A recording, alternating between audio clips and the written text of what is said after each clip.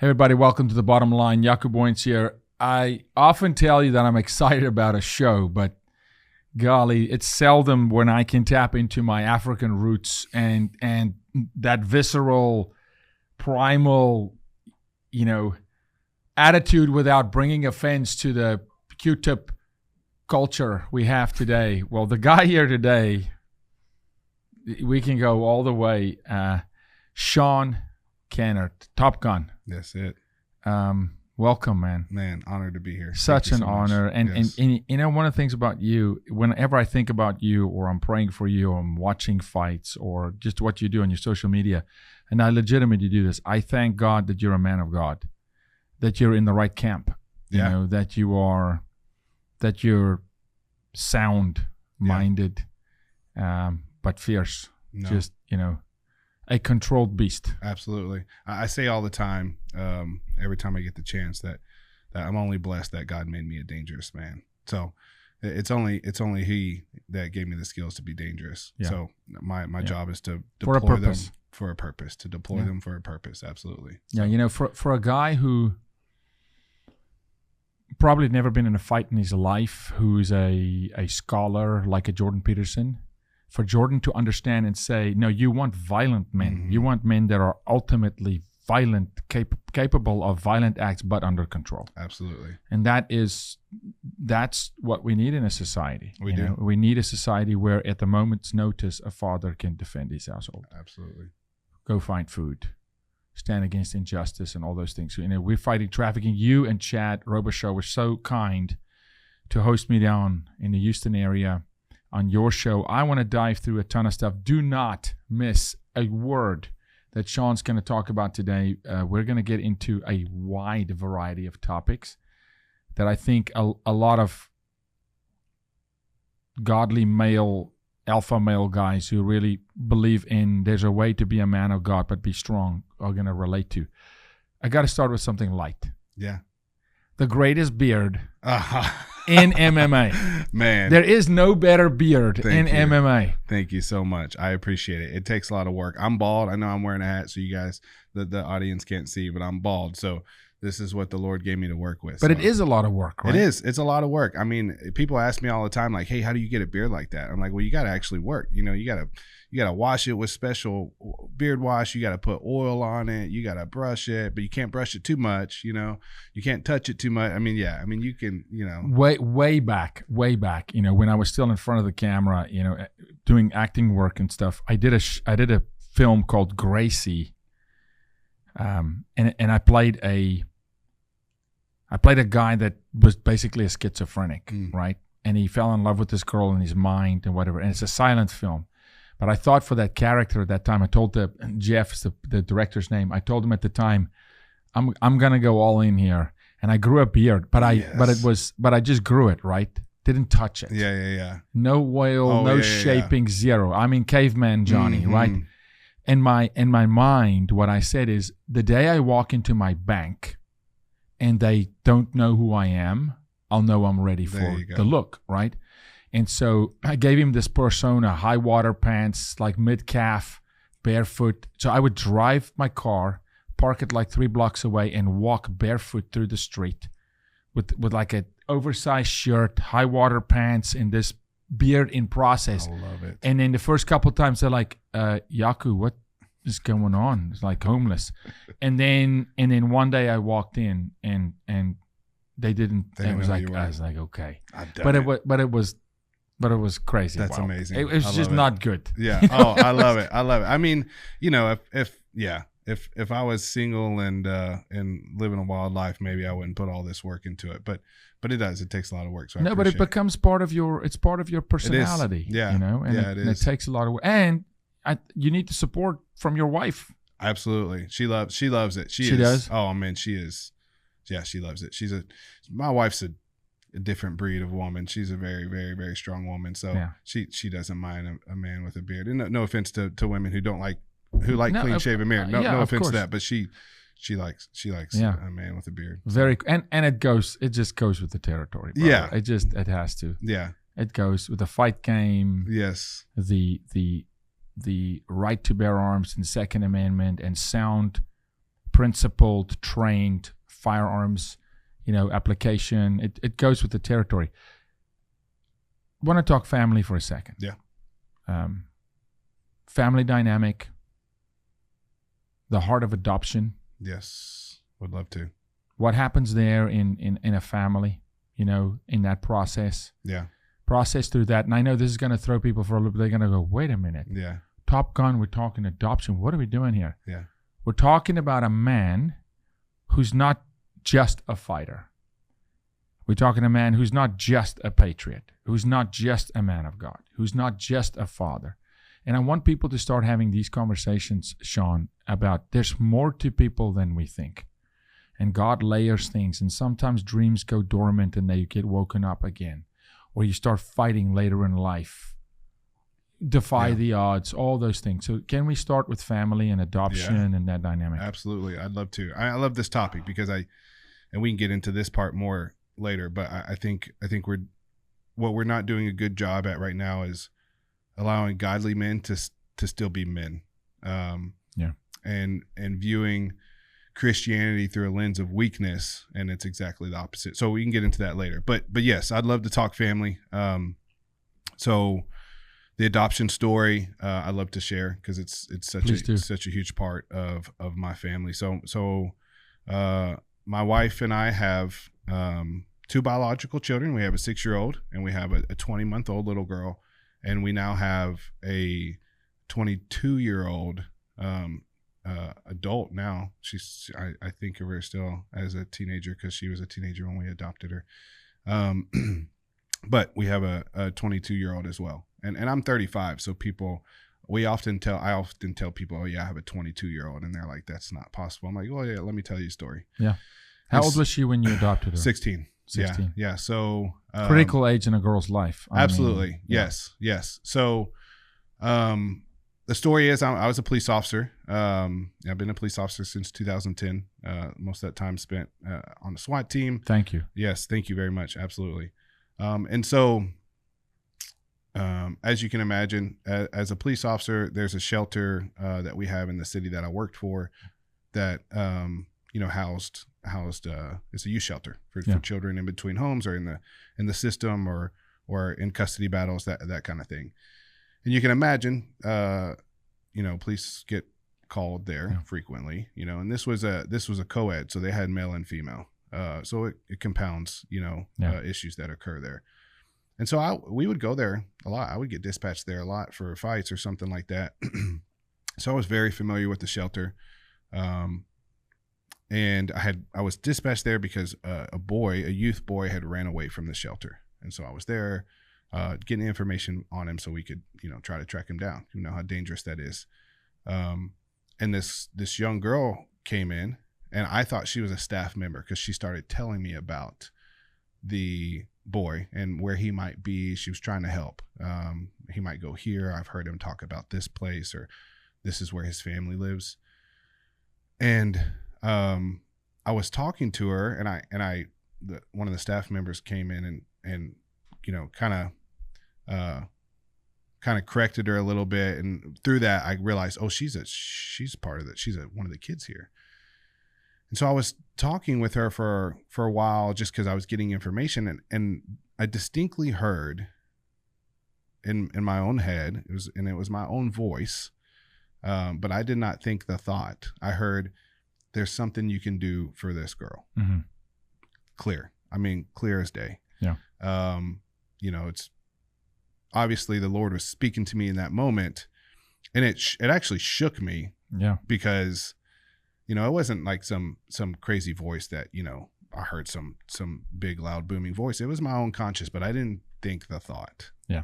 It was planted there. It was planted. Yeah. And so I was like, whoa, it shook me. And so I talked to her and I finished stuff up. I leave. I'm so shaken up that I can like I'm having a hard time talking because I'm just shooken up by that experience. And so I text my wife, hey, let's adopt this teenager from this youth shelter. That you text that. Just like that. You're still on the force. Still on the force. I just left. And your wife knows that you had been going to this shelter, and you text, hey, let's adopt this. Let's adopt this teenager. what an incoming text. Oh, absolutely. So this is my text. I might get emotional talking about it. I said, let's adopt this teenager from this shelter. And the response was, bring her home.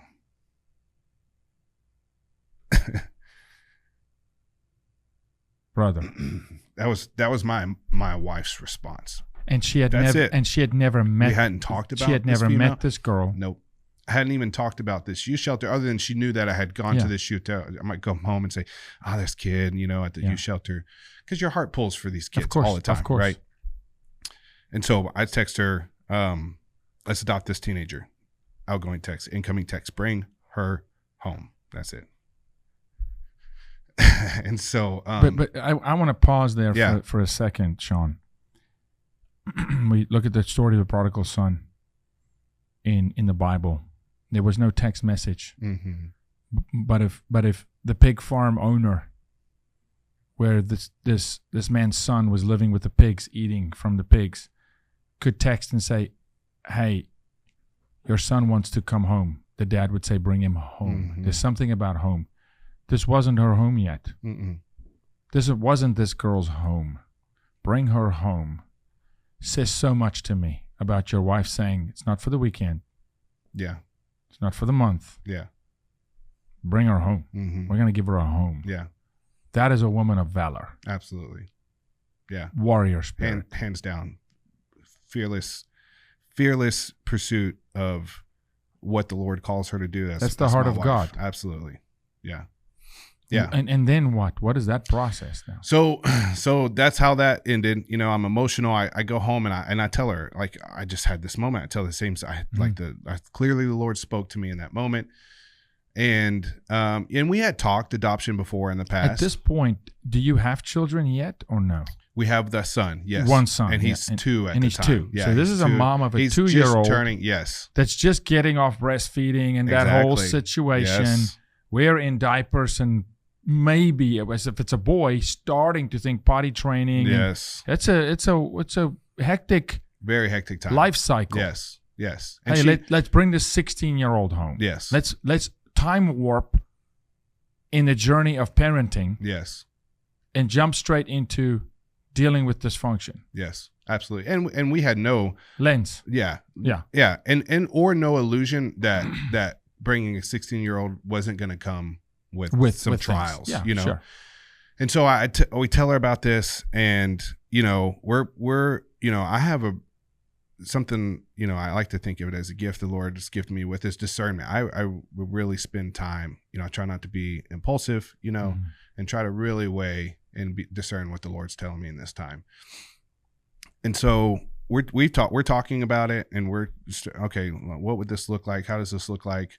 Maybe, right now, maybe she doesn't want to come home. Maybe we just help her somehow. Yeah. So we're having all these conversations. Well, over the coming weeks, I keep getting dispatched to this shelter over and over again. Right. And it's not uncommon to go there frequently. It is uncommon for the same police officer to get dispatched there during the same timing of his shift that he works on a consistent basis. That's not common. And so I get dispatched multiple times there, and every time Naya, my daughter, is there. And so we talk. Sometimes she's part of the problem. God's building relationship. Yeah, but God is using it to build the relationship. And so we start talking, and one time I got dispatched there, and she had actually gotten into an altercation with one of the kids. And just how the Lord works, we separate the kids as we always do with confrontation. And one of the officers stayed with the other kid, and I take Naya, my daughter, outside, and we're talking outside. And I'm starting to she's emotional, so I'm getting a lot out of her now. She's heightened emotion, and so she's telling me a lot. And at this point, we built some level of a relationship. And so she's telling me just kind of how life has been, and so I just felt the Lord tell me, hey, this is a time for you to ask her. And so I said, hey, and my wife and I at this point, we've been discerning this, praying about this heavily for weeks. And so I said, hey, this is probably going to seem super odd to you. I said, but my wife and I have talked about you, and I told her, I'm a Christian man, and I felt like the Lord is speaking to me about bringing you into our life. And I was scared because I didn't know where she was at. I didn't know what the response. Yeah, and so I told her, I was like, I don't know what that looks like or how you feel about that. You know, and she started getting super emotional. Like she was already heightened emotion, but more anger. Yeah. And then she started like breaking down and crying heavily. And she said, nobody wants to help. She said, people come here and they volunteer all the time, but nobody actually really wants to help. They want to feel better about the contribution that they made. Then they get to leave and feel better and pat themselves on the back. And, you know, that's some hurt coming from there. I know there's people that do good things at shelters anyway, you know, either way. Yes. But coming from a child who gets to see people come and go all the time, her perspective is that people don't actually really want to help. Because to her, help most likely meant family, place, absolutely, stability. Yes. Structure, stability, a home, somewhere. Love, unconditional love. Absolutely. And these people that work here, they're great, you know. But they know that that's a job for that person. And even if that person's doing it with a loving heart, you know, it's still a job. They still leave at the end of the day. They have shifts, they come and go. And so they're looking for somebody that says, I choose you no matter what. Yes. You know, that I'm not leaving at the end of the day. And you make me mad or you hurt my feelings, I'm not leaving. I'm still in this with you. And so she was just shattered by the fact that somebody was like, hey, we're willing to help.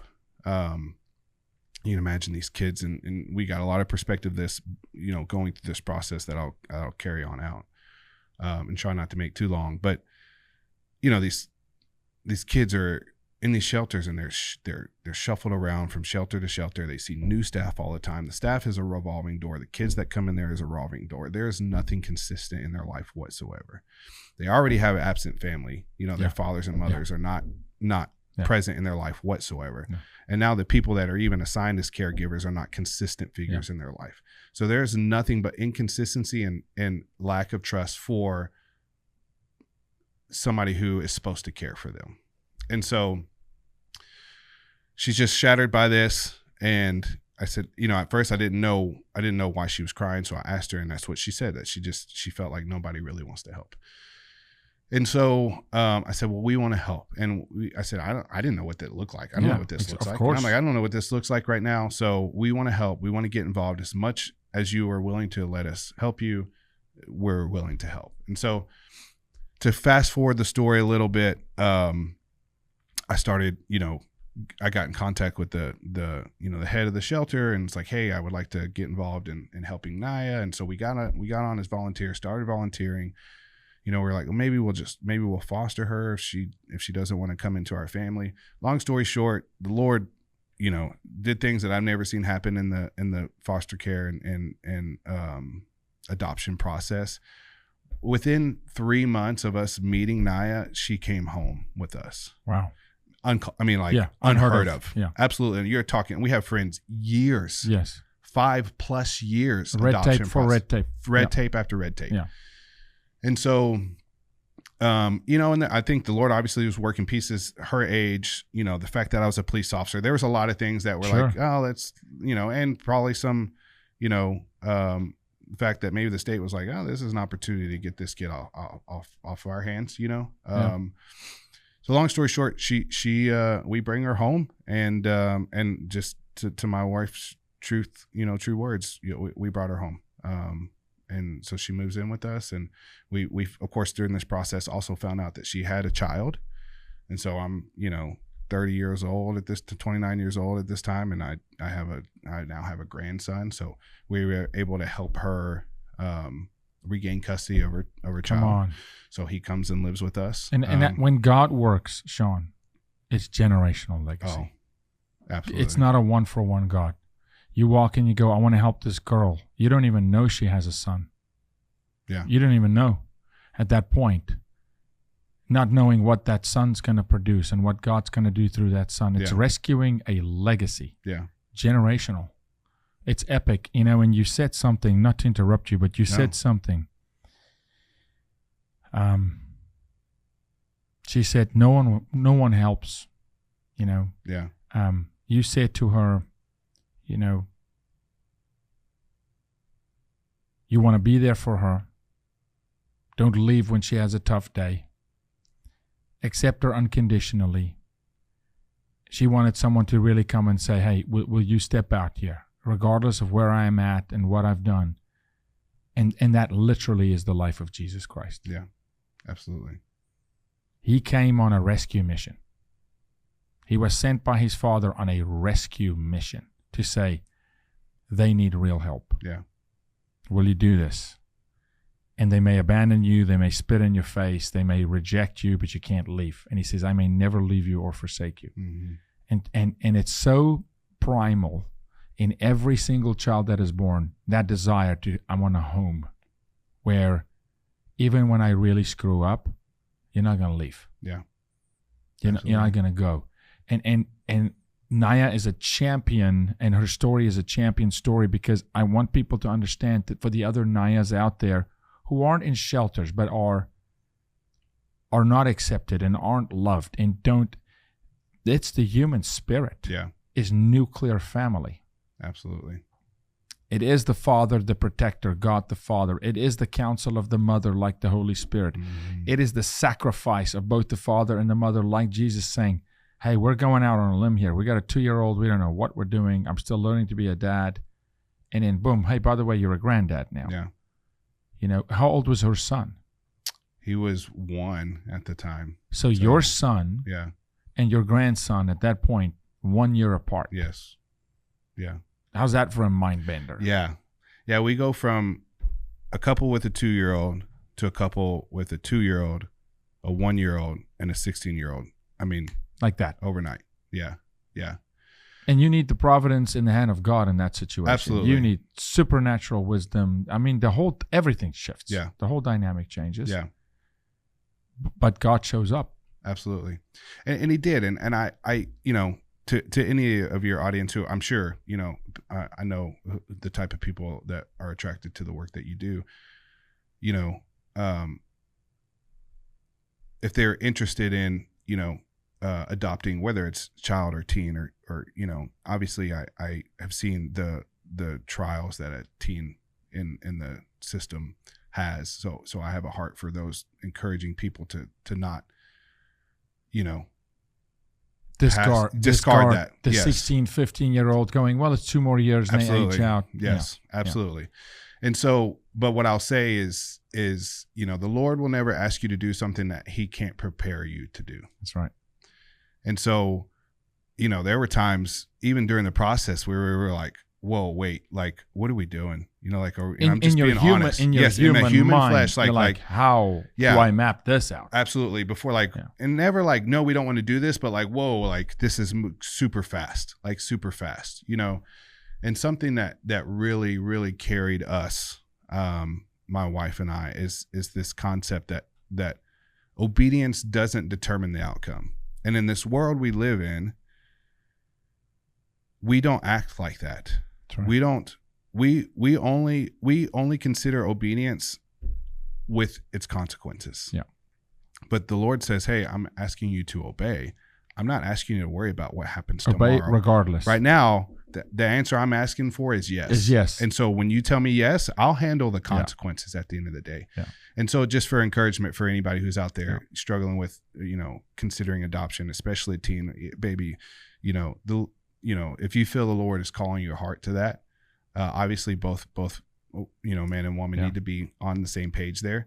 But the Lord will prepare you for the work. We have prayed through and contemplated and strategized so much, Sean, and we are in the middle of this new model that I feel God downloaded in my mind on how to restore the broken, right? And no matter what we do, we always come back to, you know, could you imagine if a traffic survivor doesn't go live out her childhood life in a safe house, but actually gets adopted into a family? Absolutely. Right. And that family takes on that bag of circumstance and go, we're not leaving. Yeah. We're in it with you. And I have shown it over and over again. The healing process speeds up. Although for the family, it's an impact shift and it's a tempo change and all of it. But that life, the restoration phase of that life, infinitely increases. The probability of it infinitely increases. The risk goes down. when there's family, and if that child could then walk into your home, which I'm sure with Naya happened, and maybe at first a little guarded, and then at one point it's like, I'm family. I can be me. Yeah. Good, bad, ugly, indifferent. I'm gonna get correction from my father because he loves me. Yes. Because correction is love. Absolutely. But he's not gonna leave. Yes. Yes, absolutely. And so, I always am careful about, my daughter has a story, and what you do is near and dear to my heart because it's afflicted, my family and her story. And so I'm careful about sharing details because those are her details. Her story. But I'll share this. As a police officer for a long time, the most horrific things that I've heard happening to a person have happened to my child. And so I have seen the power of love and bringing a child into your home with some really, really traumatic past in her life, and how love can rebuild every aspect of that child's life with structure, with an unwilling and unconditional love. That child, their actual chemistry, their chemical makeup in their brain can change through that love. Yes. It's so powerful. And so yes, I mean, identity, absolutely. Self-worth, yes, ambition, dreams, hopes, trust, all of it. Absolutely. Yeah. And so it's, never was without trial, lots of trial. And probably still not. And still to this day, lots of trial and hardship. But, the likelihood of and these numbers probably even better than I of a child that comes from that type of past that's in the system, whether it be a shelter or even out on the streets, we know those numbers. People think, like you said this earlier, they're about to age out. That doesn't mean, when a child becomes an adult at 18 and ages out, it doesn't mean all that trauma and is now no longer going to affect her. I argue it's compounded. Yes. Because while a minor, there are some protection mechanisms in the law and in the system that work in their favor. There's a lot that works against them, but especially with abuse, it works in their favor. When that child turns 18, differences that as a former police officer, if they have a run-in with the law, it's completely different. Than 6 months ago. Yes. And so it becomes compounded. Yes. It's more difficult. And they're destitute. We're now in a situation where Texas CPS, this is not legal, but they're doing it because they privatized CPS. Yes. They're doing it. They're aging kids out at 16, not at 17. And there's 1 year gap that we're now finding a large majority of those kids end up in trafficking because they're literally in no man's land. It's like not under the protection, but on the street. Yes. And it's, look, thank you. What is your wife's name? Delynn. I just want to honor her for Delynn when she watches this. Delynn, you're a champ. You're an Esther of our time. Just what an amazing woman for giving opportunity to a child and for life. Yes. And to redeem that life, and for Naya to go on and become a warrior. Yes. And to become a voice for the voiceless, and her hopes and dreams, whatever that is. Yeah. To be supported and be championed by a father. I don't know that every child that gets adopted gets a Top Gun, Sean Kennard. Oh, wow. But look, it's just it's in your nature, and what an incredible, and thank you for sharing that testimony and the encouragement for people to pray about it. Yeah. But I would go back to saying, if God births it, God will sustain it. Yes. In the moment God spoke to you in that voice and dropped that in your spirit, impregnated your mind and your heart with this, we got to help this girl. I have to believe he was already preparing your wife. Absolutely. For that incoming text so that she could respond with, bring her home. Yeah. And people would go, well, what? Well, you haven't even done the due diligence. And that's where people get stuck. Exactly. We argue ourselves out of the will of God because we look at our own finite ability and we're not able. Yes. You were not able to be a father of a 16-year-old in your own strength. No. A grandfather. No. You're not. But that's the purpose, though. God uses the unlikely to confound the wise. And so it's just that yes. It's that yes to the Lord. And I want to get into some other yeses in your life. Yeah. I do want to take a quick break because I think this is a really good time to talk about a group of people that are doing something special. We're talking about bonding family, getting back in touch with reality here, caring about people. Our friends at Good Ranchers connect you with the farm. They connect you with clean, amazing meat. I'm a meat guy. I am. I'm from South Africa. We eat an enormous amount of red meat. We want it to be clean. So why don't you check out Good Ranchers? You can curate your box. Mine ships to my house every 6 weeks.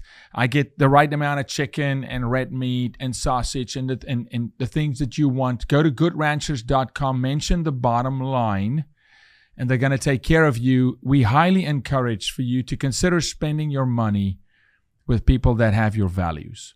And this is Christian conservative values. Ben and the team at Good Ranchers are amazing. The product is amazing. You're going to love the meat, love the steak, love the ground beef. You curate your own box. So why don't you take a look at Good Ranchers and jump into a subscription? Sean, law enforcement is a calling. Yes. I am absolutely convinced thereof. Yes. And for those who it's not a calling that think, I'll go try this, they wash out pretty quickly. Yes, they do, yes. They don't. Yeah. They wash out. Or do something stupid and get themselves in trouble. Absolutely. Because it's not about the badge and the gun and the power. It's about serve and protect. So that's in your DNA. How young were you when you first thought, like, man, I'm leaning towards this kind of lifestyle, whether it's either the military or law enforcement? I think every little boy at some point probably considers it, right? Yeah. Like, oh, it's cool. Like, Yeah. But when I became an adult, I don't know, I was probably, 17, 18, where I was really, really thinking about, oh man, maybe I'll actually be a cop, And so, I mean, as soon as I could, at 21 years old, I entered a police academy and went through the police academy at 21 years old. Yeah. Ended up on a SWAT team. Yes. So a couple years, did my time on the streets, ended up on the SWAT team. Lots of cool stuff on the SWAT team. I was an instructor for the department, so I taught a lot of firearms, a lot of tactics. Gave me the opportunity to really, really travel and go to some cool classes and learn some cool application to the tactics that we use. And that's what I really love. I really love teaching. I really love teaching firearms. That is your heart. Stuff. I mean, on that topic, you were, again, so gracious. It was hot as a firecracker when we were down with you. I mean, Yes. it was. We were going to go shoot. We did, but we were going to shoot at an outdoor range, and we're at Chad's house. Yes. And Chad looks at us and he goes, guys, you're flying home. Yes.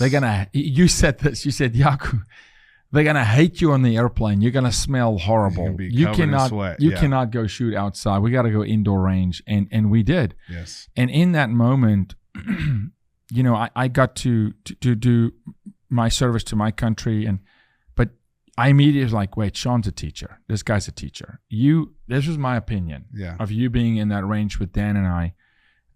You love it. I love it. You were patient. I mean, I don't know how you think I shot, but I give a shout out to you for your audience. I mean, I teach a lot of people how to shoot, and I don't know how much. I think you told me you don't shoot very much before then. You shoot. I don't get to go shoot as often as I want to shoot, but I hadn't shot maybe for 6 months before that day. Yeah, but Jaco, natural, and I don't say that for your audience. I mean, we have proof of that. I mean, we have video proof of that.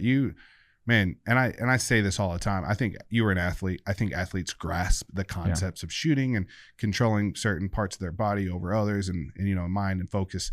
But man, you were a good teacher. Oh, well, maybe that's maybe you were good naturally. I will say you did change my grip forever that day. Yes, you did. You changed my mind on my grip forever that day, and I think that's the thing. There's always something to learn, though, if the heart is willing. Yes. And I had the greatest time that day, really, because of the environment you created and your love. I mean, your love for the craft. Yes.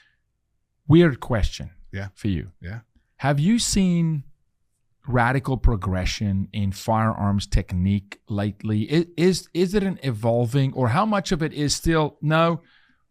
Billy the Kid, John Wayne. I mean, no. We are seeing some progression. I'm talking about the actual technique in the moment, and are you seeing progress? Yes, absolutely. And there's different styles of shooting and different platforms that you shoot from, and your stances and all that kind of stuff. But we have seen a significant progression in, the tactics that are used and the specific style that's used. And there were things that were believed back in the day that this is the best and this is why, and those things have been shattered. So yeah, I think, and I think the world, sees, especially in today's time, that they need to know how to use a firearm. So we've seen, and social media definitely helps. The age of social media definitely helps. So we have seen because there's advancement in SHOT Shows coming up. Yes. There's advancement in equipment. Mm-hmm. Always radical advancement in equipment, and a different carbon, a different this, that, all these kind of things. But it's good to hear that the actual technique apply to something interesting happened. I was with some other guys from your tribe, and the conversation just popped up. This is a blend of a 7-belt jiu-jitsu guy, and a 7 black belt, jiu-jitsu guy, and then a guy who is former, Delta Force, and it was a smorgasbord of guys, right?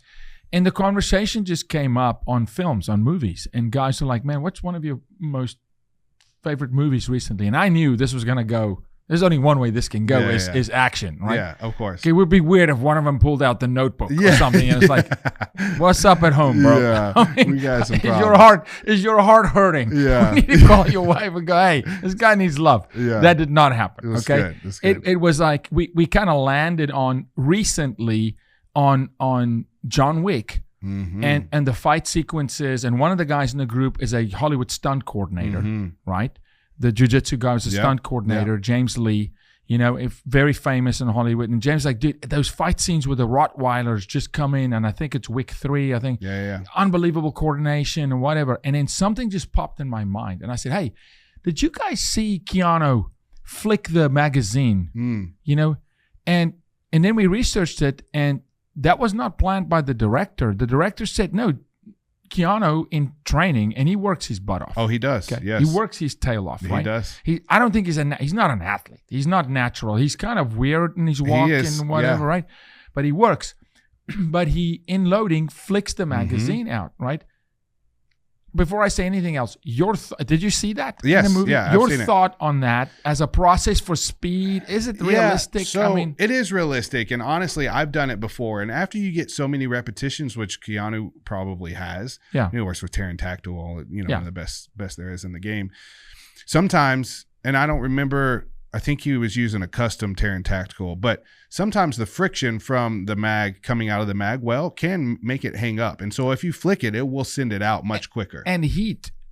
That's the heat and expansion causes more friction. And so as that mag was coming out, it must have hung up and he slung it. Or maybe he had done that so much in training because he has so many repetitions of firing and especially in the heat, and the gun getting hot that he's just used to doing it. Wow. So absolutely. And I don't know if that's something that ever carries over where people now go, well, this is the way in rapid fire. And then when are you? I mean, that's a unique situation. It's Hollywood, it's movies. Understandably so. Another thing, yesterday I'm sitting at lunch with a guy, and he goes, something just dawned on me. If things go south in 2024, and this is the hypotheticals in the political spectrum people talk about, and if it really gets bad, he's like, I'm in trouble. And I said, why? And he said, I have a lot of rounds of ammunition, but I don't have a lot of magazines. I don't think that it matters that I have a lot of rounds of ammunition. He goes, because if I'm empty on my magazines, it takes a minute. Yeah. Even at the range. Yeah. And you're excellent at it. I'm much slower. But it takes a minute some time to load that magazine. And the other guys at the table, I kid you not, phones up. They're ordering magazines. Right now. They're just ordering magazines. Yes. And you can imagine at their house next week, there's 47 preloaded magazines. I love it. I love it. But the concept of, 4,000 rounds loading by hand on a Glock 19. I mean, it takes some time. It takes some time. Yeah, absolutely.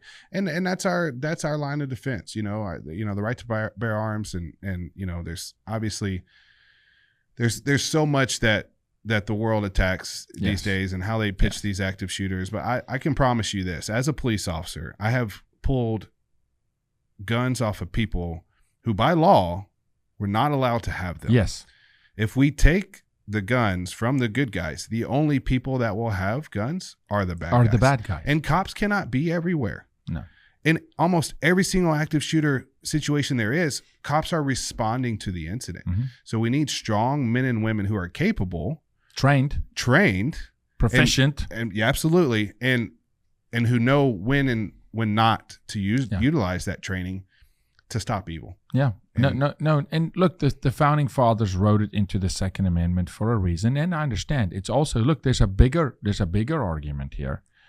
It was written in for, hey, when your government either turns against you or abandons to protect you by the federal dollars you send them, you have the right to defend your family. Absolutely. And so you make a point.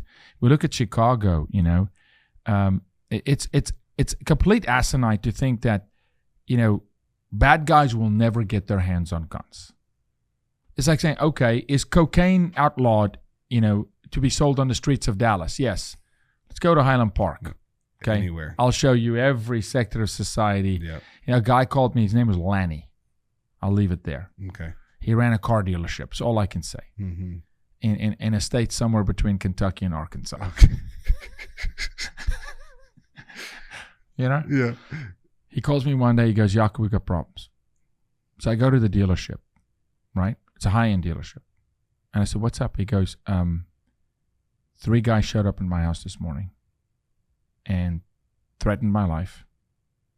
And they're not kidding. I said, explain to me. And he goes, they're telling me things that my mind can't wrap around. They're saying my 17-year-old son owes them $230,000. And he said, for what? Is it gambling? And they said, no, cocaine. Okay? Wow. Long story short, it's a very famous case in the state now. A 17-year-old was the kingpin cocaine dealer in the state for celebrities. Wow. This kid would be in math class and get a ping. Wow. And do a run. And somehow got himself sideways with and it turned violent, and it turned into a ransom kidnapping situation and a human trafficking, not a sex trafficking situation. But this is real. There are elements. Crime begets crime, and to think that those guys, when you outlaw firearms, is not going to have Al Chapo's family bring it across the border or who knows whatever, is insane. Yeah, the bad guys will have ways to inflict harm. Yeah. And so good guys need to be there to stop it. Absolutely. Talking about that, you're a trainer. Yes. You do private lessons. Yes. I know. We used to say through the Twitter world, the Tweety Bird told me. Yes. I guess I can say that now because it's X.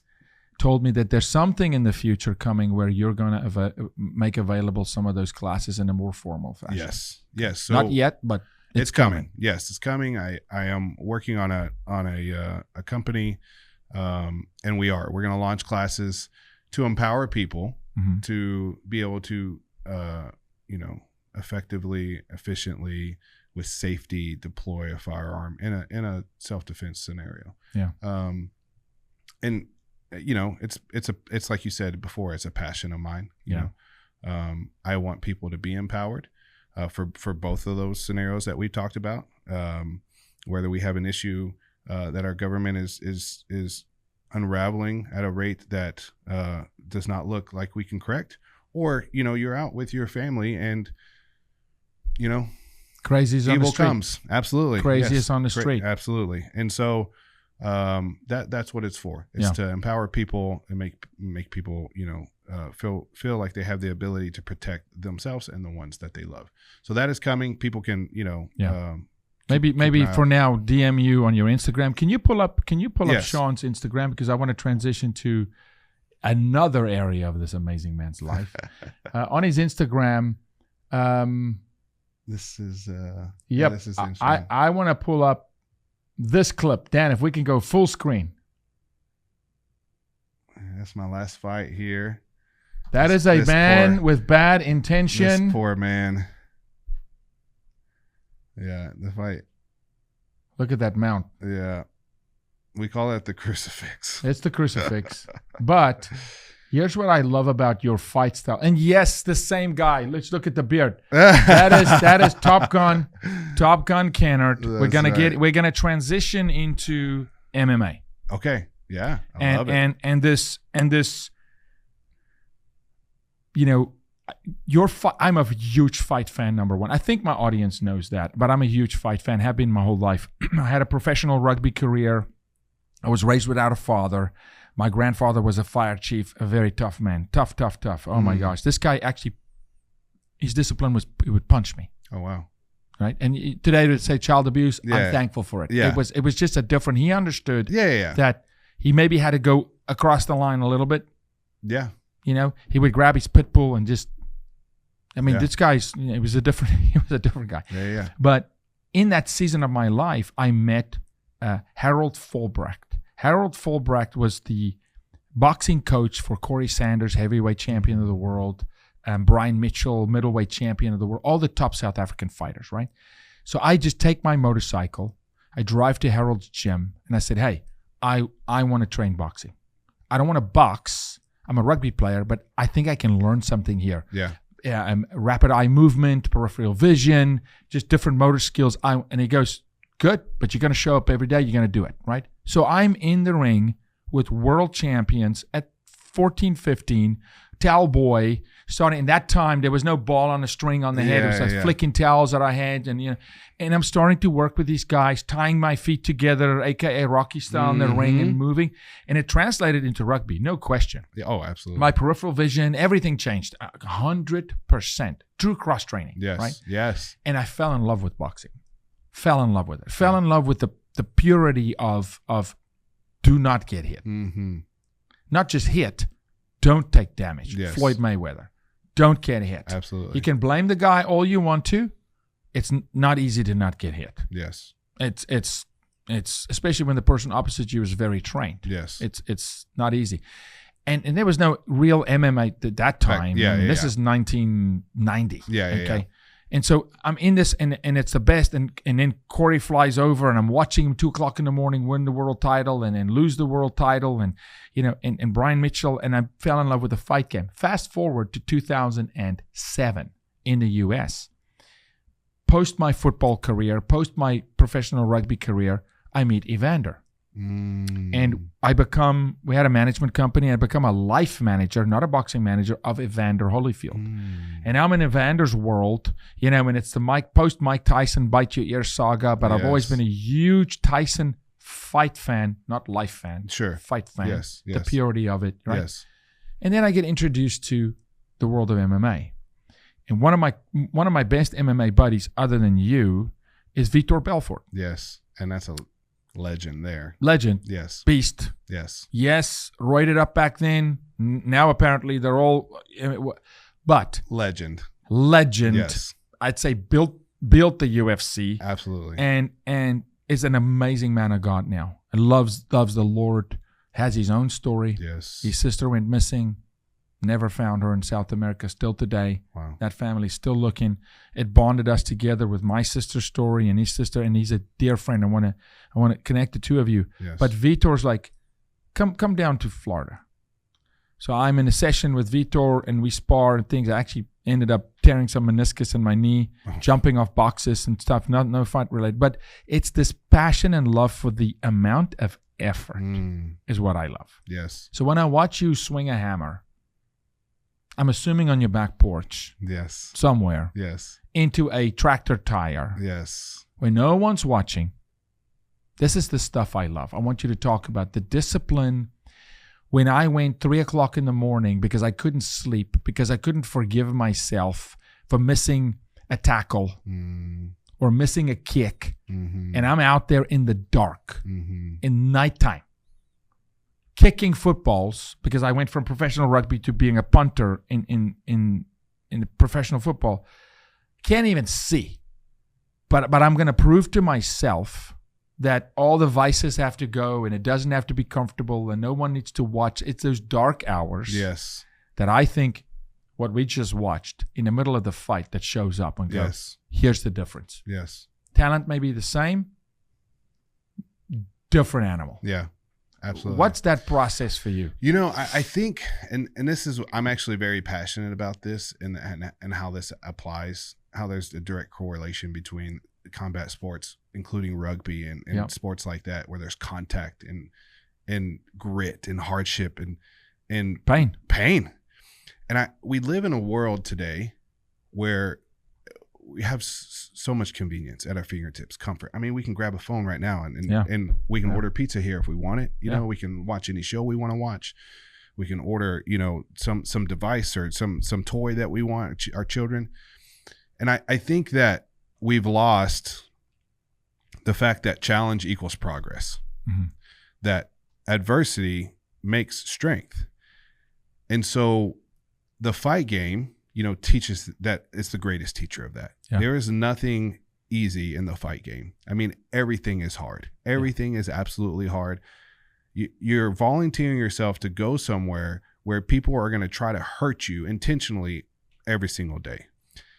And like life. And not just the fight, the process to the fight. Yes. The fight is almost the easy part. Yes. It's the pain, the energy, the commitment, the That's hurt. what I'm talking about. The everyday training. Yeah, it's absolutely. not the fight. The fight, when we get to the fight, I'm like, we're good here. Yeah. All the work is done. Yeah. This is 18 minutes of, or whatever, 25 minutes of let's go. It's the 6, 8, 9, 10, 12 weeks, or for you, never being out of camp. Yeah, You're never out of camp. I live in camp. Yeah, you live in camp. My schedule inside in camp and outside of camp does not change. Yeah.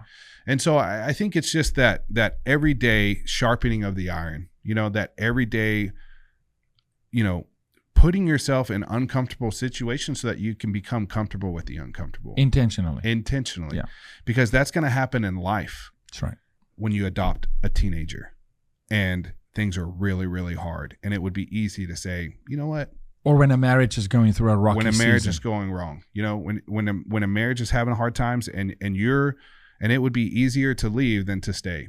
When parenting your child is hard and full of hardship because they have developing minds that think differently than you. Yeah. Well, the embracing that challenge, embracing that discomfort and adversity, knowing that on the other side of that, it's going to not only make you a better man and a stronger person, but it's going to make those relationships, whether that be your relationships with the sport you're in or the actual person that you're having those conversations with, are going to become more resilient and strong. There's direct carryover and correlation, and we don't do that hardly anymore. Yeah. Men, especially men, don't do that these days. They don't submit themselves intentionally to hardship and challenge.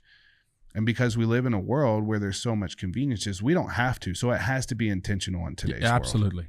You've got to. It was a time when it wasn't. It wasn't. It was like, hey, you don't eat tomorrow if you don't face the bear, exactly, and the lion, and you don't eat. Go, etc. Now it's promoted not to. It's frowned upon. Yes. It's ostracized. The guys are afraid of public ridicule. Mm-hmm. By the way, public ridicule.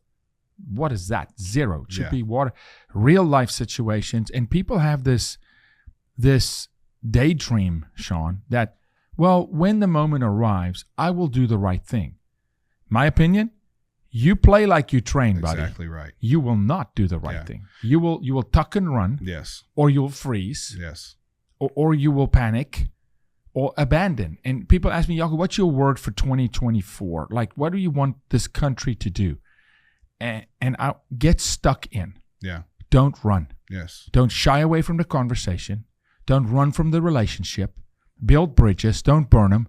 Get stuck in and do the difficult stuff. Yes. The really difficult stuff. The uncomfortable things. Don't be the guy that runs. But you won't if you don't train it. Absolutely.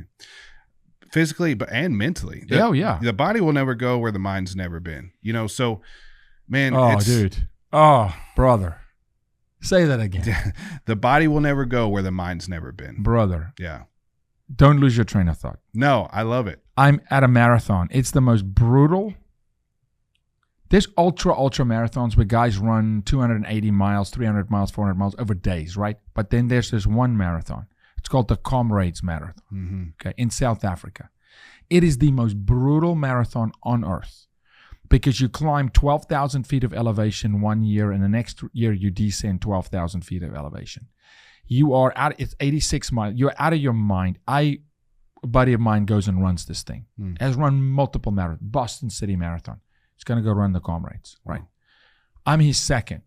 I show up every 2 miles supporting him. Water, potassium, whatever, right? This guy gets to what's called poly shorts. This is one here. It's his heels, right? And the next moment, he's coming across the hill, and he doesn't recognize me.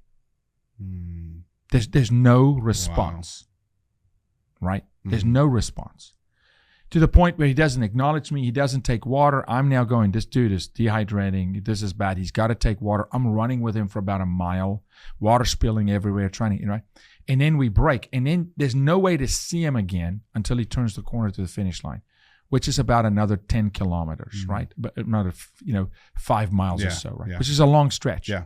He doesn't come. He doesn't show up. And this thing is timed. A gun goes off. You could run the whole marathon.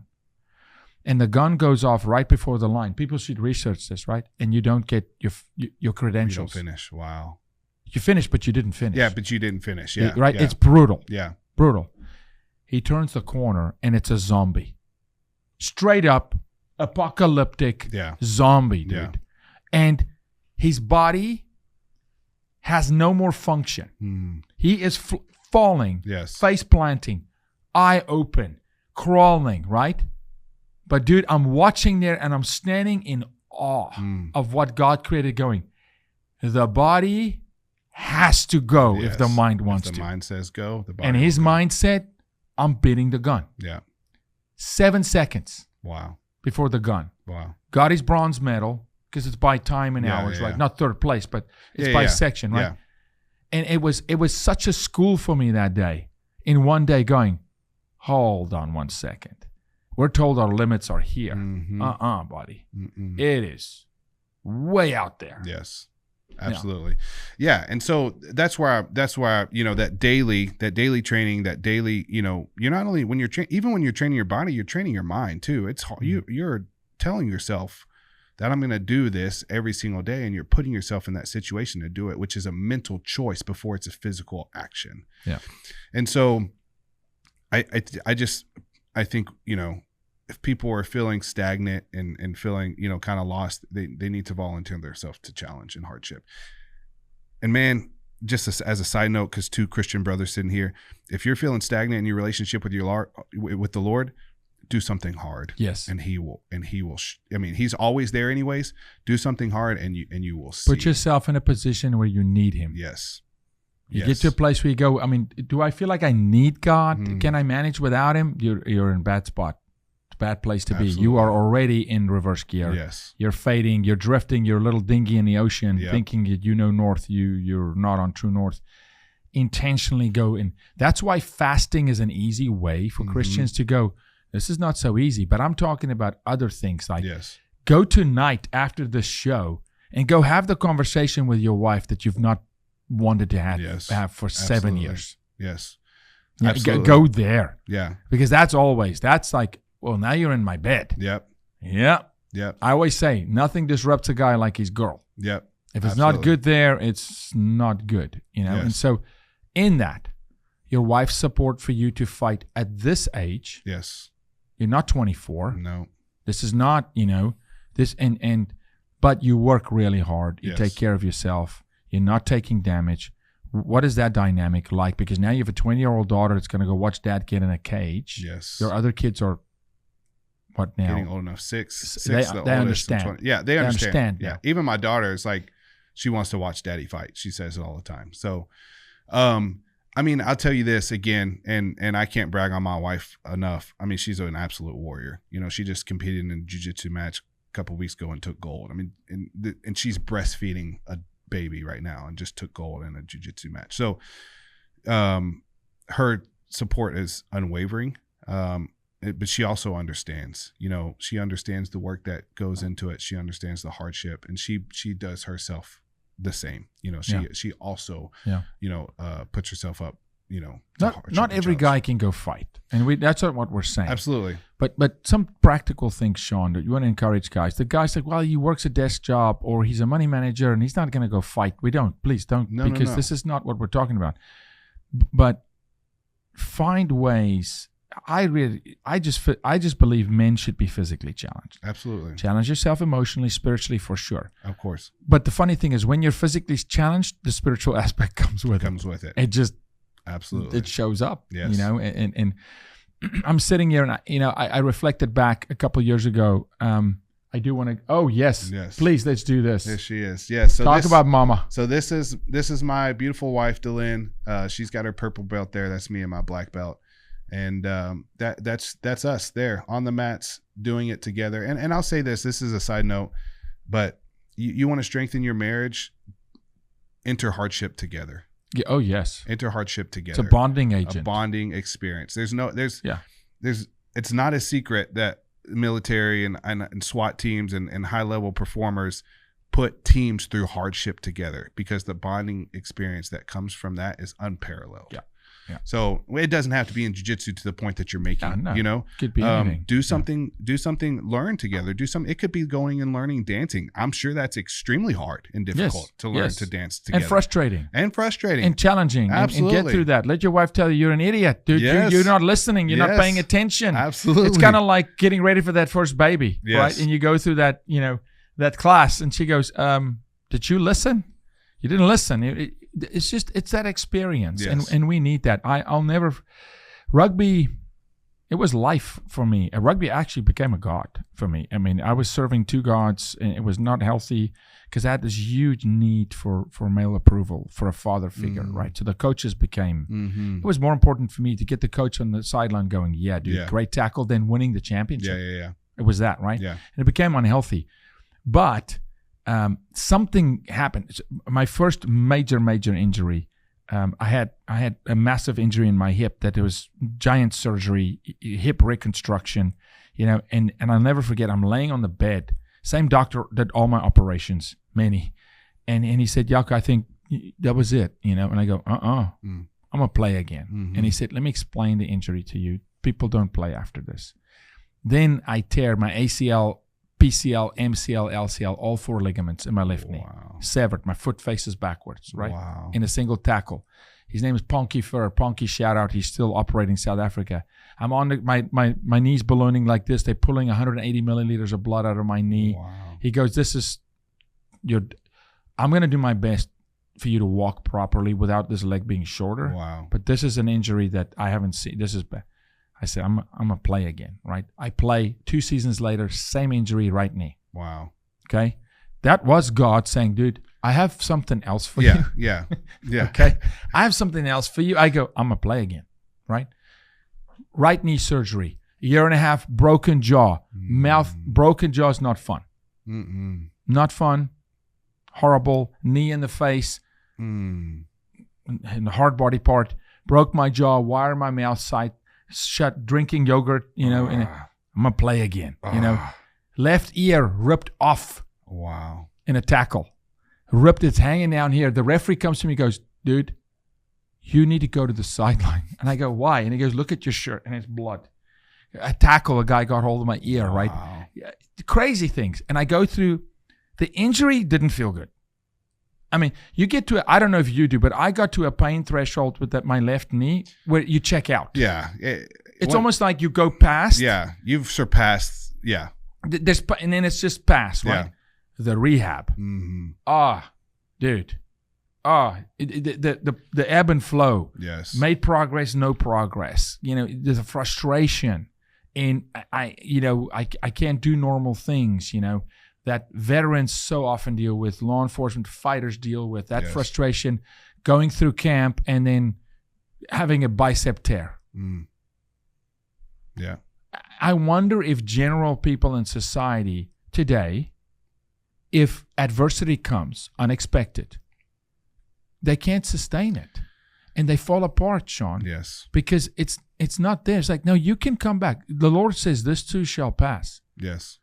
And so for that reason, it's probably why the cold plunge movement is exploding. Yes. Because it is an easy way for you to make yourself uncomfortable in the morning, get down to, 40 degrees for 3 minutes, and it is, you learn. Intentionally force yourself. Absolutely. Yeah. And what something I want to touch on, because I think this is insanely powerful, and it has been in my life, is it's in those times of that extreme hardship and those extreme challenge when most of the work is done in here. Yeah. I love this analogy. I use it all the time. There's detours in lives. We see detours on the road, and they're horrible. Like, oh my gosh, this is going to make me late. I'm not going to go where I need to go. I'm going to be in this line. I'm going to wait. But what we don't understand is that detour is necessary for the real work to be done on the path that we're traveling on, so that we can get to our destination at the end of the day.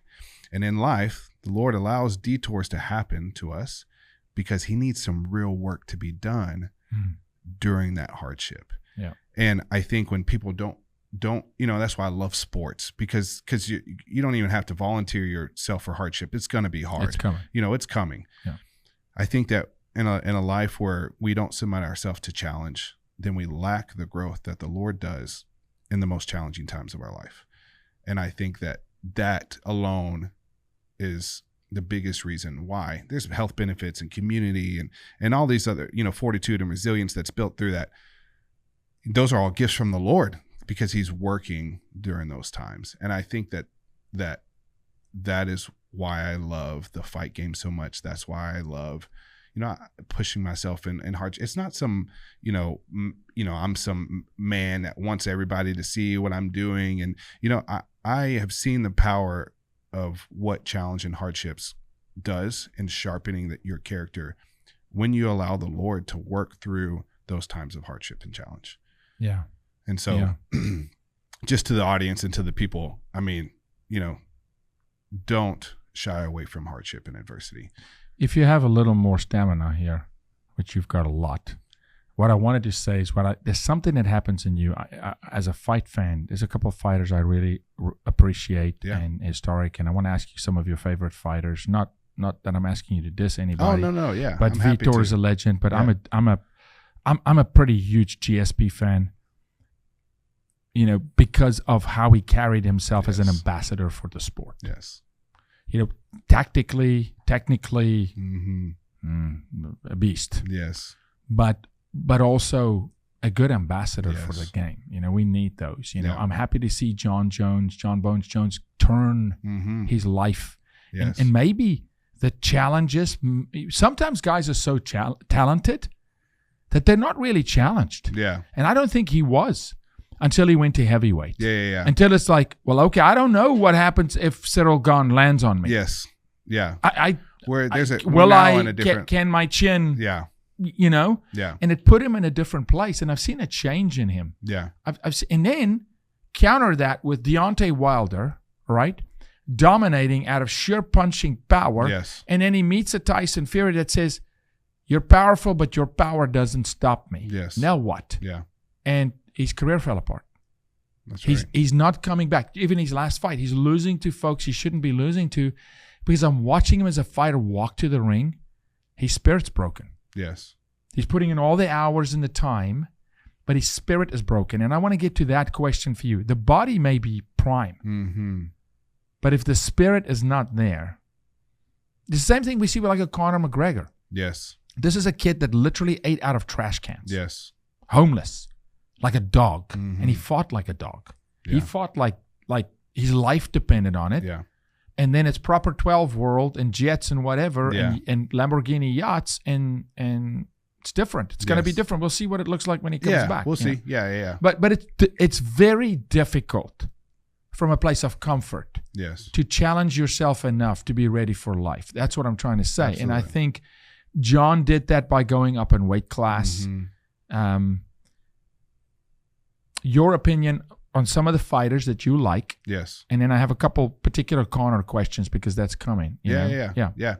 I mean, I have to echo. I mean, there's lots of fighters that I love, you know, legends of the sport, you know, like Vitor, you know, the old guys like Iceman, you know, Chuck Liddell. I mean, the guys that literally made the UFC what it is today, Randy Couture, you know, great guys. But GSP, George, I've not seen, you know, it's rare. I mean, I've seen a couple of them. I've not seen somebody carry a character at such a high level as he has. There's some guys doing some great stuff in the UFC right now. But as far as, you know, the package. Yes, the whole deal, you know, skill level, you know, hard work, how hard they work, commitment, and, you know, that inside and outside of the cage character. Yeah. I mean, GSP to me, you know, people come, you have to, Khabib, we have to. I mean, look, you can't. But I look at that and I say, okay, there's a moment there with Conor and Khabib where Conor had him. I mean, that left hand, dude, that thing is dangerous. Yeah. But that grappling, wrestling the bear as a 12-year-old, it's just different. It's different. Weight is suffocating. It's like a freaking python. It's not. I think too. Like, I mean, no doubt Conor's. I don't want to take your thought, but no doubt Conor's hardship in life. I mean, I've seen, but I mean, you're talking about, you know, a different level of hardship. With Khabib? Yes. Oh, you're talking about a different level. No, completely different. So that is a different. Yeah. A father that says, it yells at his son that's declawing a bear. It says, "What's wrong with you?" And it wrestled this bear, and that is just a fraction of the hardship in the environment. Yes. Yeah. In Dagestan, and that complete disaster of an area of the world. Yes. For hey, we only eat one meal. Yeah. Poverty, war. Yeah. They forged in a different fire. Different, yes. It's absolutely. Different. Yes. It's just, and still today. Yes, absolutely. And that's why they're dominant. I mean, these guys dominate because their spirit, they don't quit. Yeah. They don't quit. Yeah. And the body, you can train the body. GSP for me was all around though. He was a all around technician and tactician. And I watch closely who he respects and honors, and he's got a huge honor for that Dagestani group. Yeah. I mean, these guys are different. Yeah. They are different. Okay. Thoughts on Bo Nickel? Coming out, one of the greatest wrestlers. One of the greatest wrestlers in the world. You know, Gordon Ryan, unbelievable grappler. Yes. I don't think Gordon ever makes the transition to the cage because he's not a striker. I don't think so either. Bo is actually not a bad striker. Yeah. Got a couple knockouts. Yeah. But Bo is now, what is he, 6-0 or something? I'm not sure. Yeah. But he's serious. He's gonna fight MMA. I mean, I like what he brings to the table. You know. It's going to up others' game. It is. It's always going to. You have to. When you wrestle this guy, you got to up your game. You know, the thing that's crazy about with the fight game is it's no matter how good you are, even if you're the best, guess what? You're the best until somebody better comes, because I promise they're coming. Oh, yeah. They're coming at some point. Oh, yeah. And so when people like that sees that one element in you that the others didn't. That they can break. Styles make matches, man. Yes, absolutely. Absolutely. And so when you see guys like that coming and breaking into the ranks, it is exciting because, like you said, it does elevate the fight game. You know, and as someone who loves the fight game, I love to see it advance and elevate. You know, it's like Wonder Boy coming in saying, "Hey, this is a different kind of a kicker." Yes. This is different. Yes. He's karate. Yes. Habib comes in with his nickel comes in, yes. you know. Yeah. And I think one of those cases is Strickland Izzy. Yeah. That's a style makes fights. He was just not the right. Yeah. Izzy, Strickland's the wrong guy for Izzy. Yeah. Right? Yeah. Personally, and this is bias, 100% bias, I think Dricus du Plessis takes Strickland. I do. Because I'll tell you why I think so. And you may disagree with me, but let me tell you. I'm from South Africa, and there's a culture there that whether it's fighting or rugby, we just won the World Cup again for the 4th time. And literally through the World Cup, the comments were, you cannot break these guys. Yeah. Yeah. No matter what happens, they're unbreakable. Yeah. Maybe not the most skilled in them, but even the All Blacks, they stand with their hands in the air going, how do these guys and adversity pull it out? There's something ingrained in South African men. Now, it can be ungodly where they, you know. Sure. But, yeah. And I'm telling you, Dricus will fight to death. Yeah. Yeah, I like that fight because I like Dricus. I think he's a, specimen for that weight class. Specimen. The largest. That is the word I was looking for, is specimen. He's a specimen, yeah. Strickland, and I don't know how people may know this about him, but Strickland, and not that this makes him a good fighter, but I know Strickland has some pretty hard life. No, he's got massive adversity. Massive he's overcome trauma as a child. Yeah. And not that that's going to make him a good fighter, but we do see that people who can navigate that type of trauma in their life, it does something to them. The same way you're talking about Dricus, yeah. Yes, and South Africans. And South Africans and Habib, Yeah. So, I mean, I don't know, man. I Strickland is phenomenal. I think, I don't think that his style is going to perform the same way that it did against Izzy, against Dricus. I think that, I do think that,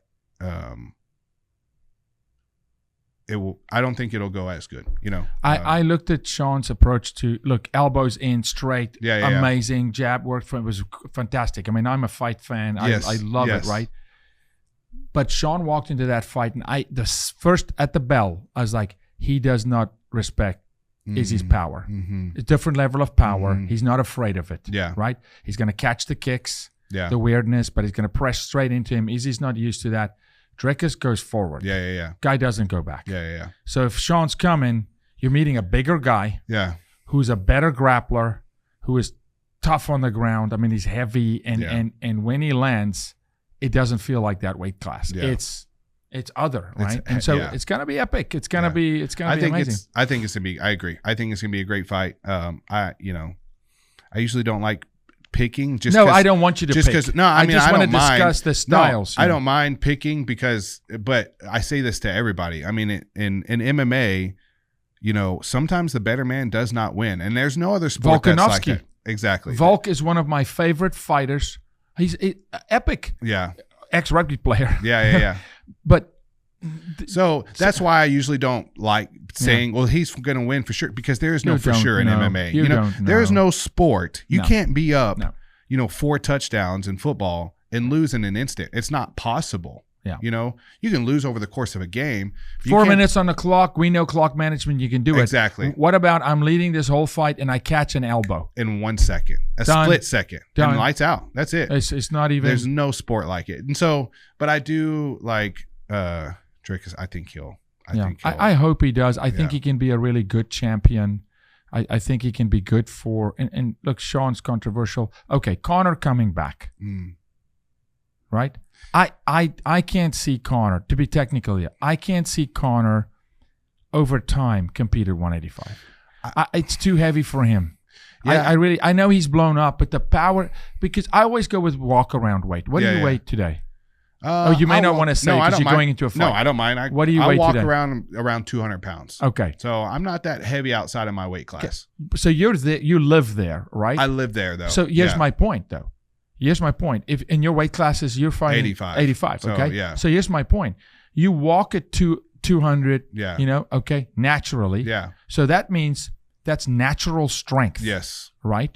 Consistent. Mm-hmm. That you drop down to 85, right? That's a lot of power. 15 pounds, yeah. That's a lot of power at 185. Yeah. This is a 155 guy. Yes. No, I see your point. Who in natural walk-around strength without all the extra work, right? Mm-hmm. Is a 155 guy. Yeah. Now you're going to go put him against a Strickland, a Dricus. Yeah, that's going to be. A Top Gun? Yeah. Not happening, dude. Yeah. It just by default, no matter how good he is left hand, it's just. Yeah. We have weight classes for a reason. For a reason. Absolutely. The power differential is significant. Makes a big difference. No. Yeah. I mean, and I've said this openly, I think the guy's a phenomenal fighter. He's good for the sport. Yeah. He's an amazing fighter. He is. Yeah. If I'm being honest, I would love for him to maybe be a little bit more humble. I'd love for him to meet God. Yes, absolutely. Become a man of God. Absolutely, yes. No, he needs to be more humble, but he is a great fighter. He Yes. works his tail off. Yes, he does, and he's insanely skilled. Oh my God! So I'm excited, and you know, I'm excited to see what happens. But I think he agree takes with you. this fight at 185. If you want to fight for a title ever again for him, you got to come back to 155. I think so too. Yeah, I mean, I agree. Yeah, you don't want to run into those Dagestanis up there. Or like you said, you're talking. These guys are monsters, and at they're this weight young. class. Yeah, no, goodness. Monsters. Like Drickus, when you look at Drickus, but that's South African men. You look at Drickus with no effort. It's hard. Rogan said this the other day. He's like, when I stand next to him, I can't believe he's 185. Yeah, I can't. How is this guy 185? There's a density in there. You know, it's just different. You know, and so. Yeah, but I love the fight game. I like what Dana's doing. Talk to me about you're not UFC. Talk to me about Fury. Yeah, right? So Fury, man, I can't. Shout out to Fury Fighting Championship. And I want to give a shout out to Fury. Yes, big please. Time. Eric Garcia and the guys over there, they do. You know, I love fighting for Fury. I do feel like, you know, Eric was a fighter. I do feel like they care about the fighters and helping them build their story and helping them, you know, break into the scene. You know, he's a promoter and he's going to put on good fights. But I believe, you know, that he cares about the guys, you know, and who's coming in, especially the guys that are signed to him. You know, I'm signed to him. I'm exclusive to Fury right now. He does release people to the UFC. But huge shout out to Fury. They put on great shows in Houston. Anybody ever in Dallas or Houston, they come to Dallas all the time. They go to San Antonio. And I want people to go to a Fury fight, you know, and give me, if you don't mind, maybe different weight classes. Shout out on some other Fury fighters that people should get to know. I want to give the guy some love. Yes, absolutely. So, man, because we're gonna talk about your upcoming fight. Yeah, for sure. So Miles Banks he just made pro and he fought a monster that got signed to the UFC and he lost. But he is a monster. Miles Banks is a monster. And he's young. He's new. Young, very young. Huge. He's a heavyweight and he is an absolute monster. So definitely keep an eye out for Miles Banks. Ben Whitehead. He's fighting on the same card as me coming up. Okay. And we're good friends. He's a hard worker fireman, so he's a first responder. Come on, you gotta love that. Oh man, yes, loves serve and protect, and then go fight. Same thing with you. Yes, loves the fight game. He's a 70er, so he's a welterweight. Okay. Love him. Let me think of some guys. I mean, he's in the UFC. Ricky Tercios, my buddy, won the Tough House. He's coming up. He's fighting soon, UFC. Yeah. So that'll be good. Right. When is your fight? So my fight is February 4th. It's 4 weeks from this last Sunday. Coming, brother. Coming up, right? How's training going? It's going great. It's going really good. Feeling good? Shout out to my gym, Gracie Baja the Woodlands. Anybody in that area, go check them out. Our head coach is Alex Morono, UFC veteran. Yes. And man, we have our striking coach, Matt Wald, who is honestly, he's question to say this on the air, the diamond in the rough when it comes to striking. I'm so glad to hear that you are spending technical time on striking, because I think if you ask me today, where can UFC fighters advance the fastest? Because there's a lot of emphasis on the power of grappling. Yes.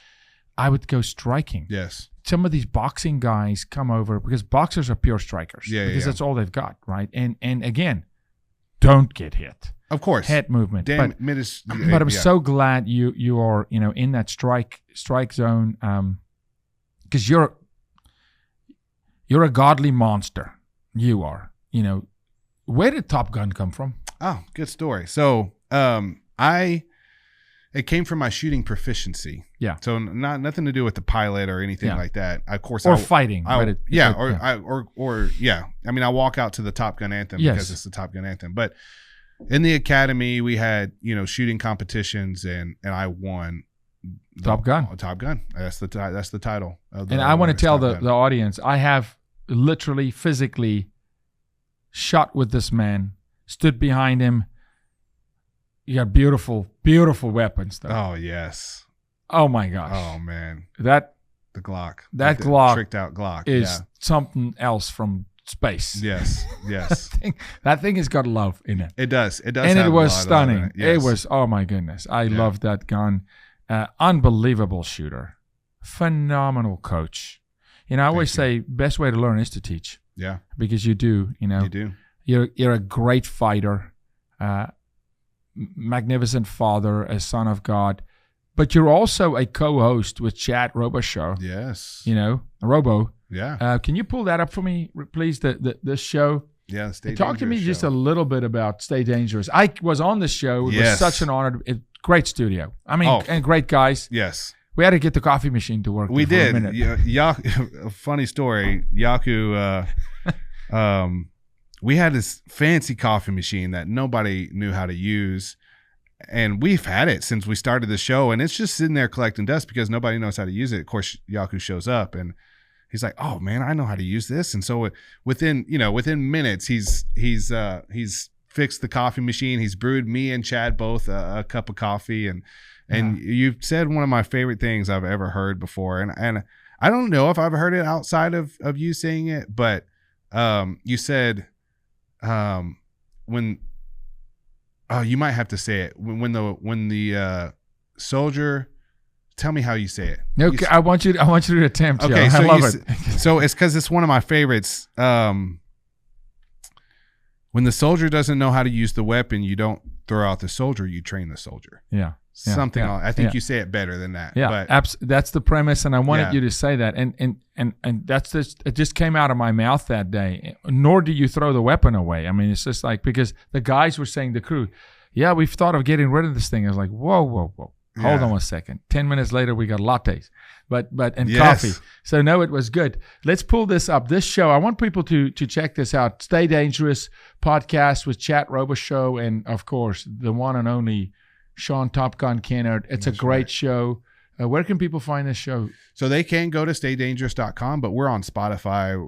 We have YouTube. We have, any listening platform they want. You've got so many of our friends on there. You recently had Tim Barton. He sat in that seat. Phenomenal. Oh my goodness. Come on. So what a patriot and an amazing human being. Absolutely. But you enjoyed that. I really enjoyed your questioning on the show and your presence on that show. And Chad is also an incredible patriot. Yeah. Chad, Mighty Oaks, you got the hat on. The Mighty Oaks Foundation doing phenomenal work. Everybody can check out Mighty Oaks for veteran and first responder support. Do you have a couple sponsors on your fight game we want to shout out here? Right now I'm not working with any sponsors, only because it's just I have so much going on that I have not specifically tried to nail down any sponsors. So I'm not working with any sponsors. I know a lot of guys use sponsors because they use it to help them pay for the fight game and stuff. And what is camp? And give me loose parameters. Don't get specific, because I don't want you to share inside baseball. I don't like it when people ask fighters about details. So what is your tactics going to this fight? Like, who's gonna say that? What kind of a question over the football? What kind of a question is this? Ridiculous. But in parameters in the fight game. In MMA, I know what it is in boxing, but what would a camp cost you? Because sometimes you got to pay for sparring, you got to bring guys in. There's things. Give me loose ballpark. Yeah. So if you're, for one, you're talking about paying a gym membership. Fighters don't have free memberships. Especially if you're going to training at they pay for that locker. Yeah, absolutely. If you're training at a legitimate training academy where you're actually going to be successful, you're paying money, and nowadays, a membership to a gym is usually around $200 a month. So that's $200 a month. That's not factoring in equipment, nutrition, supplementation, obviously care, drive time back and forth, physical therapy, you're chiropractic, chiropractic whatever. Care, rehab therapy, prehab, I should say, make sure you don't get, like cold plunges and stuff like that, and saunas and, gym memberships. These guys are spending, if they're putting $500 a month easily, on the low end towards their fight career, their fight game. So it is good to have sponsors.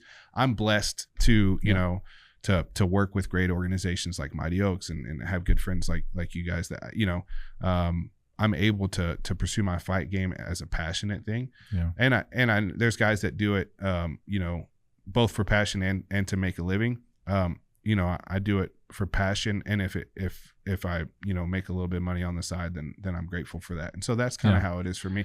That's why I haven't pursued sponsors. So the fight's coming up. Yes. Who are you fighting? So this guy's name is Chris Fattig, Fattig. I mean, he seems well-rounded. You know, he's willing to go in there and go to war in the Fury as a professional in the Fury at world. 185. At 185. Okay. Yes. How many rounds? So this is 3 rounds, 5 minutes apiece. So it's a pro. Yeah, 3 pro, non-title. So titles 5 rounds, of course. So 3 5s. It'll be a good fight, man. And where is it? It's in Houston. So they're doing. Fury has this. He's hosting these fights at this place called Imagine Venues. It's actually my favorite venue. I've fought at some cool places. So Imagine Venues, Houston, on February 4th. Yes. People can buy tickets. They can buy tickets. They can go to If Fury. you're part of my show and you support us in fighting trafficking and you go to that fight, you support the guy with the beard. That's right. And the long beard. The long beard. The other guy doesn't have a long beard, so we should Top know the Gun. difference. You support this guy. That's right. And I encourage you to do so. Take your sons. Such a blast. Maybe your daughters, and just, oh my goodness. Man. It is electric. So fun. And it's just, I don't know, it's primal. It taps into the primal senses, man. Absolutely. It's just, it's like, yes, culture needs this. It's different. Yes. I think we do. I think culture needs this. We've seen a watering down of, you know, not only, I mean, I've specifically men, but even just a watering down of strong culture. Yeah. But we've seen a massive watering down of you know. But there's mutual respect in fighters. Look, it gets bad, but it's fight promo and it gets really bad. But honestly, when it's all said and done, you know, I'll never forget. Still today in South Africa, we would be. You know, in 1994, I was a senior in high school, which is the year my sister got trafficked. But I'll think back. A fight breaks out at school, right? And I kid you not. Fight breaks out. Kids circle the 2 fighters and teachers stand in the circle. They don't stop it. Wow. It's never more than 90 seconds. Yeah. It's not rounds. These guys are not trained fighters. It's a scrap. A couple guys land. And you know what? And then they look at each other and go, I don't know if this is going to solve a problem. Yeah. And then they become buds. Yeah. And they become, you know, and there's a reason why in football camp sometimes these are like death days, murder days. It's hurt somebody. Yeah. It bonds guys together, controlled within the law. Of course. We're not promoting, but there's something about it. Is there a video online of you shooting? Is there? I'm sure there is on my Instagram. I don't know if there's there. I've done a couple instructionals. Do you mind? I don't mind. I just want to. I don't mind. If you scroll. Trying to tap into your whole life here. Yeah, no, I appreciate it. There's one. Next thing I'm going to ask you, show me the video of you praying and reading the Bible. Yes. So if is that it? No, that's one I talk about. Yeah, that's an instructional. Yeah, just play that one. Yeah. This is look at that, Rick. Is that the Glock? No, that's the not. Glock's no, that's the Smith & Wesson. That's the Smith & Wesson. Another one I love. shot that too. I have the Glock with me here. That's where I carry it with me everywhere we go. But look at that. That's the Smith & Wesson. And shout out to Smith & Wesson. They're doing some really cool stuff with their guns. That's the comp, the competitor, M2.0 competitor. Here I'm talking about accuracy under a threshold of speed. And so this drill. We did that drill at the range. You did that drill. You started to do that drill with me. Yeah. So here I come out and just go pretty much as fast as you possibly can. Yeah. And so it's just you can start to, you know, a lot of people can sit there and shoot, you know, one round super slow and hit the target.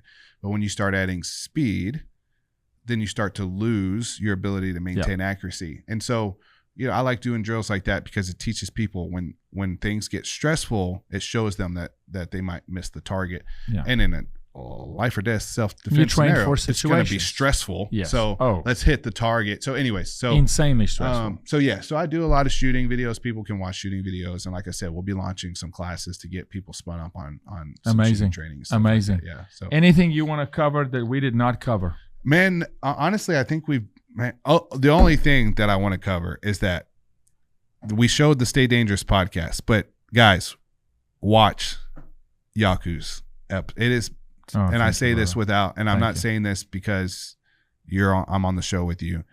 My favorite episode, my favorite episode to this date. So means a lot to me. Both you and shout out to Chad.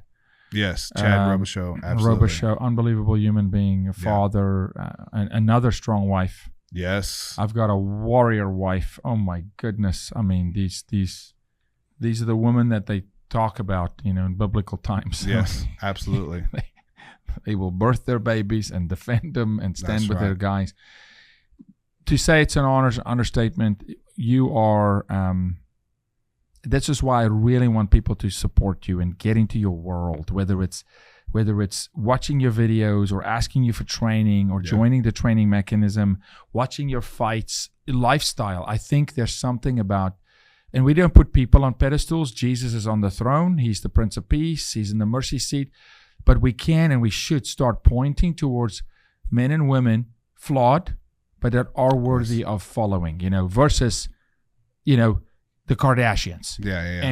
And the P. Diddy's of the world. And hey, follow this thug's life. No, let's get into the lives of people that make a difference and start with themselves. Refine me. Charles Finney said, start a revival, Lord, but start it in me. Yes. Start here. Absolutely. And so just massive respect for you. I bless you with God's favor and blessing on the fight, but on your life. We're going to be watching. Dan, we need to see if I can't get down to Houston for that fight. Absolutely. Golly, I want to be ringside and just we'll get pray in the spirit and just, I really want to, even if it's just, I really want to. This will commit me, but Top Gun Kennard, man. Yes. Sean, what an honor, brother. Thanks, brother. God bless you. Thank you. It's an honor to be here. Check it out. I'm going to close it out with Storyville Coffee. When you drink Storyville Coffee, you are literally saving children from trafficking. You can drink Starbucks and they fund Planned Parenthood. And you know what happens there in the womb. Storyville Coffee puts their money where their mouth is to help us rescue children. Every cup of coffee you drink is going to go towards saving a child from trafficking. Drink coffee with a purpose. And by the way, it's the #1 roaster in the country. They ship it to your house. Go to storyvillecoffee.com. Subscribe. No special code because they're fully committed to the fight against human trafficking. So every cup, every dollar, every bag, not just some of it, goes towards helping children. And while you're at it, check out Patriot Mobile. Go to patriotmobile.com, mention the bottom line, get some special deals, especially every Friday matters. That deal, amazing service, great cell phones, great cell phone towers and reception. Check out Glenn's story and the people at patriotmobile.com. And I'm going to close it with this. Remember the name Sean Kennard. Sean Top Gun Kennard. Go to his website, his social media, Instagram. Check out the fights. Support the guy. And at the very, very least, pray for a guy, but actually pray for a guy who's out there from adopting a child that needs a home to being a father of biological children, a husband, a fighter in life, a fighter in the cage, training people how to be proficient to defend their families. Giant honor. Great to have you with us. God bless you. Thanks, brother. Appreciate it.